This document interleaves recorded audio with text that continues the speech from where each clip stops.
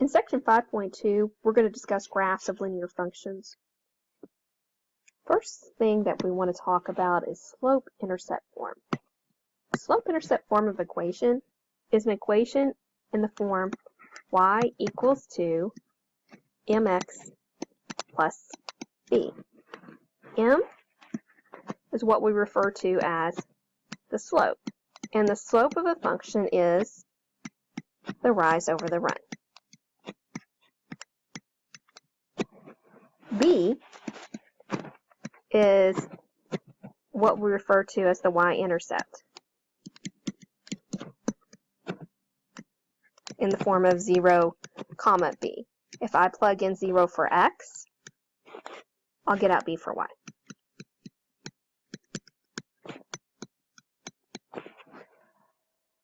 So we call it that, the y-intercept. It's where the graph crosses the y-axis.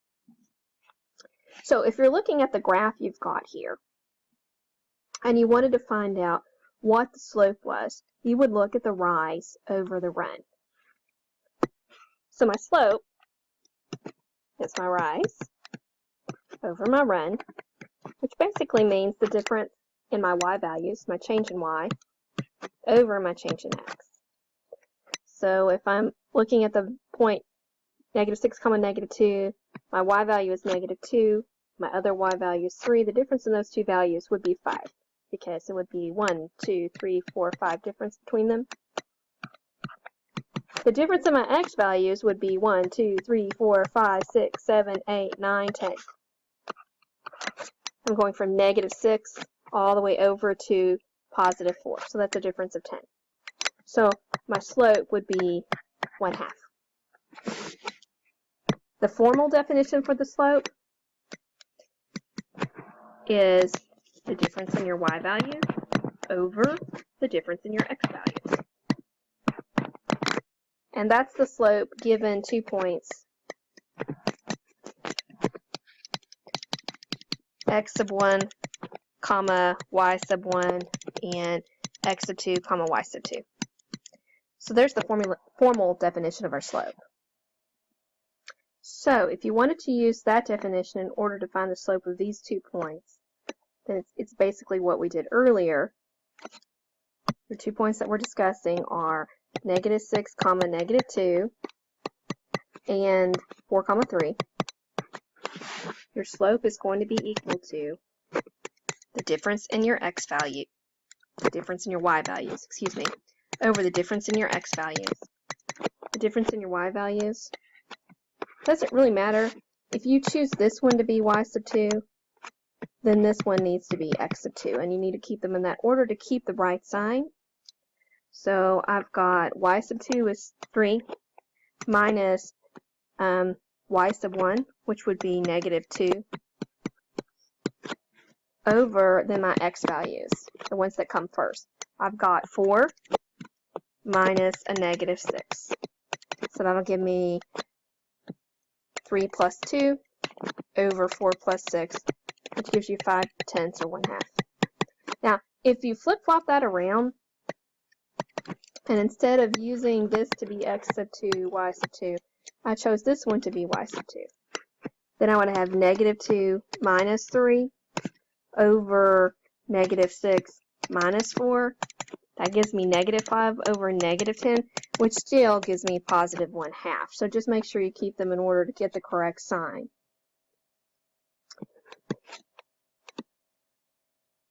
Okay. Let's use the formula again to find the slope for the line that passes through a couple more examples.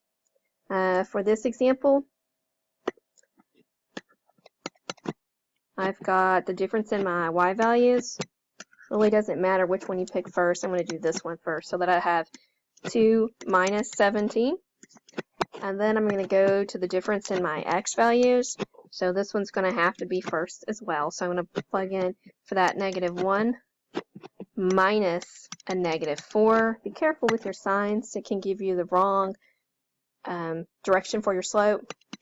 So this is going to give you -15 over a -1 plus 4, which is -15 over 3, so you have a slope of -5.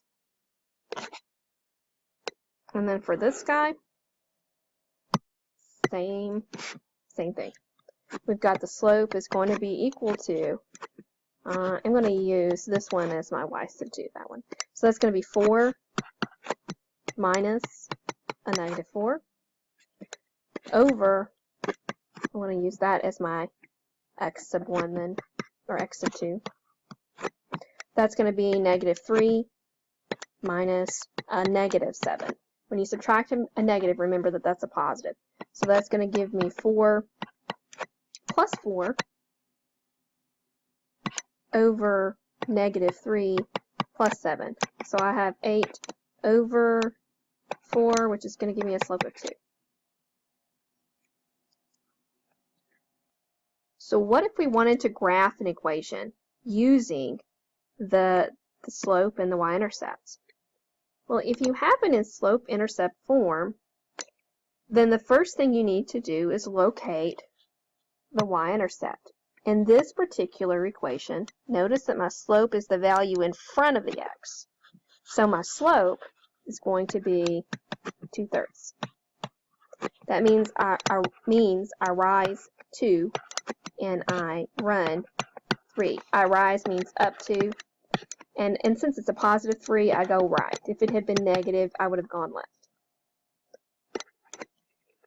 But since you could also up to, right to, because it's positive, they could have both been negative. It could have been negative 2 divided by negative 3. It's the same as 2/3. So that could give you, also, you could go down 2, and then the negative on the bottom would indicate you go left 3. So we could go either way with that, up 2, right 2, or down 2, left 2. That is our slope. This value here, this negative 4, that tells me where I cross the y-axis. So my y-intercept is the point 0, negative 4. It means when I plug in 0 for x, I get out negative 4 for y. So let's use that information and graph this equation. The first thing I'm going to do is I'm going to graph the y-intercept. The y-intercept will cross the y-axis here at this point. That is the point 0, negative 4. That's what that number does for us. It tells us where we cross the y-axis. Now I have my slope. My slope says that I go up 2, right 3. So there's a point. I go up 2, and I go right 1, 2, 3. There's another point. I could also go down 2 and left 3.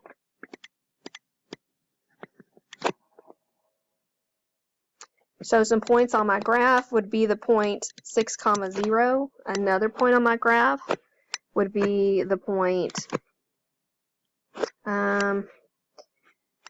what is that, negative 3, negative 6.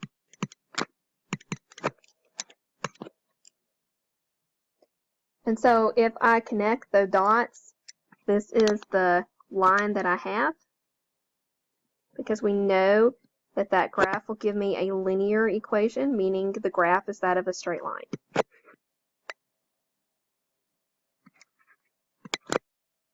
And there we go. I have graphed that linear equation. Next, we're going to solve an equation for y. So we're going to put the equation in slope-intercept form, and then we're going to graph. So to do that, we do have to solve for y. I'm going to subtract 5x from both sides. So that's going to leave me with negative 2y is equal to negative 5x plus 10. Then I'm going to divide both sides by negative 2. And that's going to leave me with y is equal to negative 5x over negative 2 plus 10 over negative 2. Don't forget to divide both of the terms on the right side by negative 2. That's going to give me y is equal to a negative divided by a negative is going to give me positive 5 over 2 times x. And a positive divided by a negative is going to give me a negative 5. So I have 5x over 2 minus 5. So I now have it in slope-intercept form. When I have it in that form, my slope is going to be equal to the number in front of the x. It's the 5/2. My b is going to be -5, and remember that gives me the point, my y-intercept, of 0, -5. So when I go to graph this on a graph, I'm going to go down to -5 on the y-axis. 1, 2, 3, 4, 5. We'll make that -5. And we'll graph that point there. And then we're going to use our slope. We have +5 over +2. So we're going to go up 5, 1, 2, 3, 4, 5. We're going to go over 2, 1, 2. And so there's the value 2. And so when I connect the dots,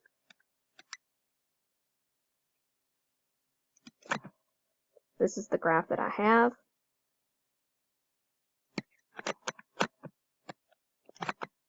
I've got the point 0, -5, and I've got the point 2, 0.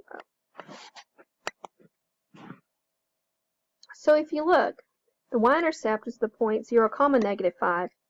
And this point here, where I cross the x-axis, that's called the x-intercept.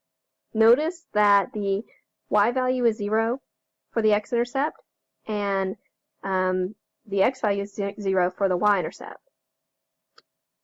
So, some things about the x-intercept. The x-intercept, it is where the graph crosses the x-axis.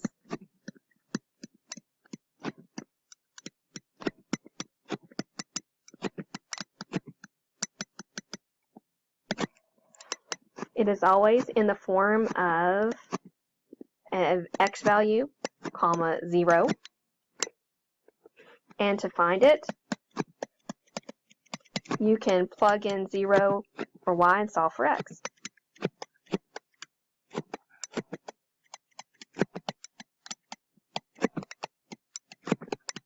We can do similar things for the y-intercept. It's where the graph crosses the y-axis.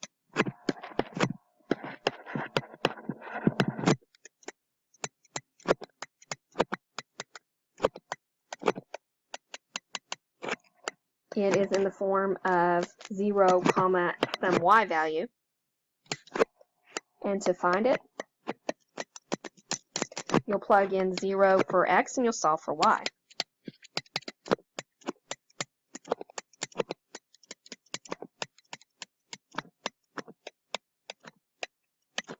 So not only can you graph a linear equation by putting the equation in slope-intercept form, y equals mx plus b, finding the y-intercept, and then using the slope, you can also just find the intercepts. You can find both the intercepts and you plot those 2 points, and you know it's a linear equation, then you can just connect the dots. So let's find the intercepts of 5x minus 2y equals to 40 and graph it.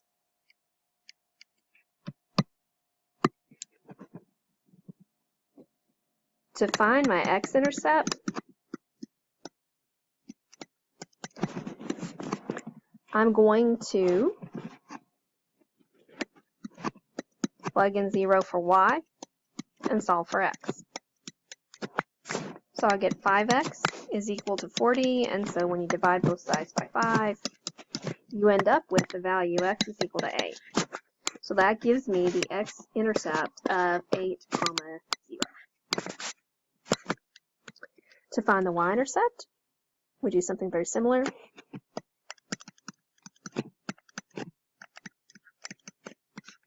You're going to plug in 0 for x, and you're going to solve for y. So I have -2y is equal to 40. I'm going to divide both sides by -2. I end up with y is equal to -20, and that's going to leave me with the point 0, -20. So when I finish graphing the function, it will look like this, with 0, -20 being the y-intercept and 8, 0 being the x-intercept. And that's all. I need you guys to finish this up by going to my math lab, getting registered, and doing the homework for 5.1 and 5.2 that is posted there.